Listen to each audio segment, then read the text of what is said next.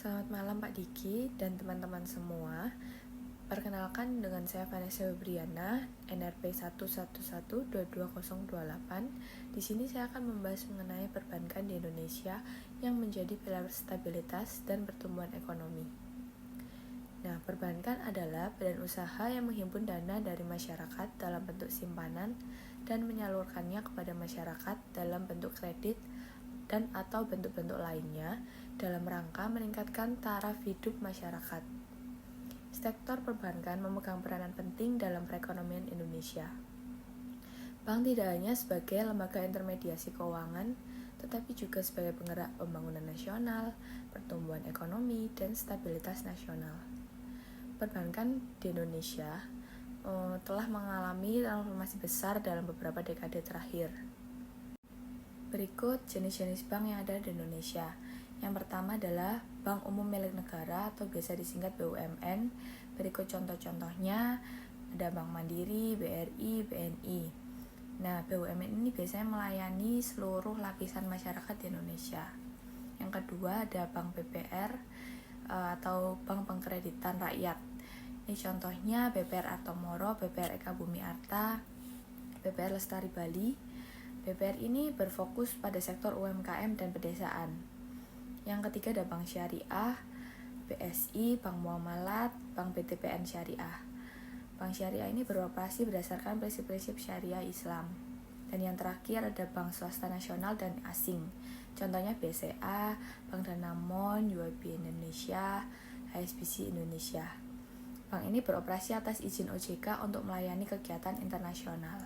Fungsi utama bank ada 3, yaitu yang pertama menghimpun dana dari masyarakat dalam bentuk simpanan, yang kedua menyalurkan dana melalui kredit, dan yang ketiga adalah menyediakan layanan jasa keuangan lainnya seperti transfer, inkasso, dan clearing.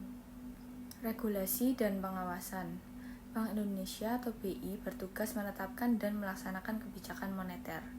Untuk Otoritas Jasa Keuangan atau OJK mengawasi industri perbankan agar berjalan sehat, adil, dan transparan. Digitalisasi perbankan. Nah, transformasi digital telah mengubah wajah perbankan seperti mobile banking, internet banking, dan kris. Bank harus berinovasi untuk tetap relevan di era digital yang kompetitif dan cepat berubah ini. Berikut ada beberapa tantangan dalam dunia perbankan. Yang pertama adalah resiko kredit dan ketidakpastian ekonomi global.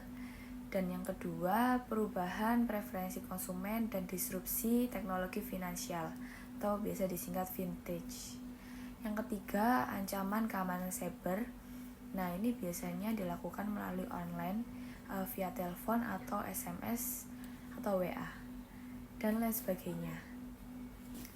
Untuk statistik perbankan, yang pertama, jumlah bank di Indonesia per 2024 mencapai lebih dari 100 institusi aktif. Dan yang kedua, total aset perbankan nasional melebihi 10.000 triliun rupiah. Dan yang ketiga, kredit produktif terus tumbuh dan berkembang, terutama di sektor UMKM dan infrastruktur. Peran bank dalam pembangunan yaitu bank fasilitasi investasi, mendukung UMKM, dan menyalurkan bantuan sosial melalui layanan keuangan. Perbankan syariah juga berperan dalam pembangunan ekonomi berkelanjutan. Dan berikut pembahasan terakhir yaitu kesimpulan.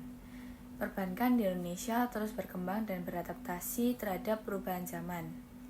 Kolaborasi antara bank, regulator, dan masyarakat menjadi kunci utama untuk menjaga stabilitas dan mendorong pertumbuhan ekonomi nasional. Sekian penjelasan dari saya mengenai perbankan di Indonesia. Terima kasih.